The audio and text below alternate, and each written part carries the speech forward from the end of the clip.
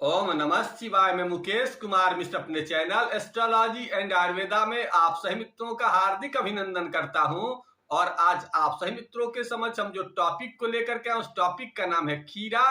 खीरा जिसे अंग्रेजी में कुकम्बर के नाम से जानते हैं और आयुर्वेद शास्त्र इसे पित्त शामक बताता है और मेडिकल साइंस यह बताता है कि इसमें भरपूर मात्रा में मिनरल्स पाया जाता है, जिसमें विशेषता विटामिन B1, B5, B7, इसके अलावा विटामिन के, सोडियम, पोटेशियम, कॉपर, मैंगनीज और विशेष रूप से फाइबर भी पाया जाता है। और इसमें सबसे प्लस पॉइंट क्या है, इसकी कैलोरी काफी कम होती है और सबसे प्लस पॉइंट है कि इसमें जल की मात्रा भरपूर होती है।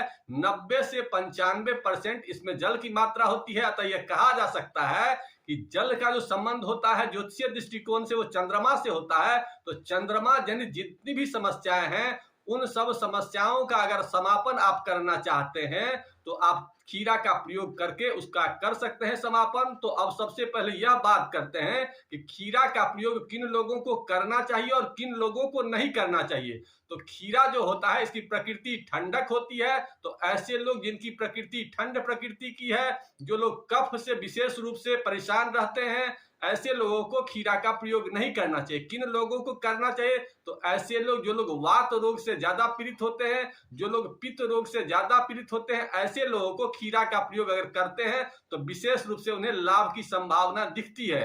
अब यह बात करते हैं कि पित्त अगर है तो क्या क्या संकेत देते हैं। तो पित्त संबंधित जो रोग होता है उसमें विशेषता आपके शरीर में कहीं से भी जलन अगर महसूस होता है तो समझ जाए कि आप पित्त रोग से पीड़ित हैं। शरीर में कहीं भी अगर वाटर की कमी है तो समझ जाएं कि आपके शरीर में वात की जो है ना रोग बढ़ी हुई है। इसके अलावा शरीर में कहीं भी अगर आपका सूजन है, शरीर में कहीं भी आपका ब्लड निकलता है, प्लेटलेट्स की कमी अगर हो रही है, शरीर में आपका मूत्र संबंधी विकार है, शरीर में आपका पानी अगर कम हो रहा है, शरीर में गुस्सा ज्यादा आ रहा है तो बीपी की शिकायत हो, शरीर में पसीना में बहुत ज्यादा गंध आता हो, चेहरा में बहुत ज्यादा सूजन दिखता हो, तनाव बहुत ज्यादा ले लेते हो, तो ऐसे में आप समझ जाएं कि आपको पित्त और वात संबंधित रोग ज्यादा परेशान कर रही है। तो इसका प्रयोग कैसे करना है इसकी चर्चा करते हैं। लेकिन चर्चा करने से पहले आप लोगों से एक नम्र निवेदन करना चाहूंगा कि अगर हमारे चैनल को आप लोगों ने सब्सक्राइब नहीं किया तो कर लीजिए। और साथ ही साथ अगर आप लोग ज्योतिष का शिक्षण चाहते हैं या ज्योतिष का विश्लेषण करवाना चाहते हैं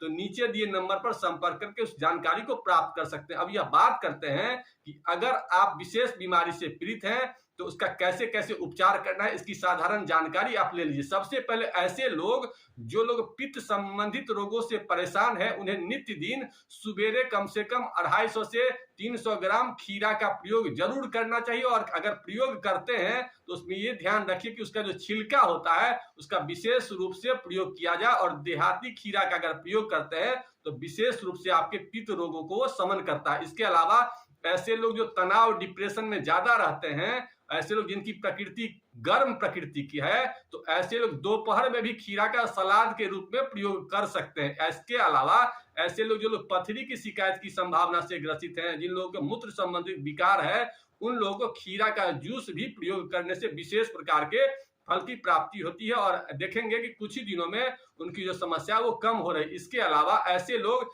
जिनके आंख के पास कालापन होता है तो उन लोगों को खीरा को काट करके और आंख पर अगर थोड़ा देर अगर उसको रखते हैं तो इससे देखेंगे कि आंख के पास जो कालापन है वो कालापन भी दूर हो रहा है। इसके अलावा ऐसे लोग जिनको पित्त के कारण बुखार ज्यादा होता है तो ऐसे लोगों को जब बुखार चढ़े तो उसमें खीरा को काट करके और कुछ देर अगर पैर पर अगर खीरा रख देते हैं, उससे मालिश करते हैं तो आप देखेंगे कि बुखार में भी विशेष रूप से वो आपको विशेष फायदा कारक होता है। इसके अलावा ऐसे लोग जिनको पिंपल्स की शिकायत ज्यादा होती है, ऐसे लोगों को क्या करना है तो थोड़ा सा खीरा को चटनी जैसा बना लेना है, उसमें थोड़ा सा हल्दी मिला देना है और जहां पर पिंपल्स हो वहां पर अगर थोड़ा आप लगा देते हैं तो आप देखेंगे कि विशेष रूप से पिंपल्स आपके दूर हो जाएंगे। और विशेष जितनी भी जल से संबंधित समस्याएं हैं उन लोगों को खीरा का प्रयोग ज्यादा मात्रा में करना चाहिए। ऐसे लोग जिनको एसिडिटी की शिकायत ज्यादा हो तो उन लोगों को करना चाहिए। लेकिन रात को खीरा का प्रयोग अगर करेंगे तो कफ की मात्रा विशेष रूप से ज्यादा बढ़ती है, इसलिए रात को कम से कम अगर प्रयोग करें, अगर न करें, अगर ज्यादा ठंडा का समय है तो बिल्कुल नहीं कीजिए।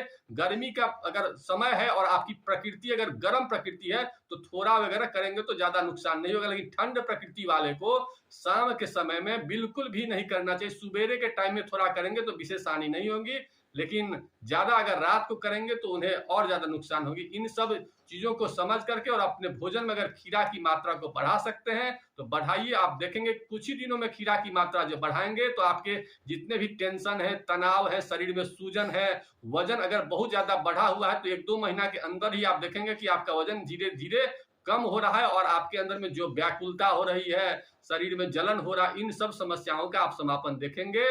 और इन्हीं सब बातों के साथ आज के एपिसोड को यहीं समाप्त करते हैं। आप लोगों ने एपिसोड देखा इसके लिए बहुत बहुत धन्यवाद।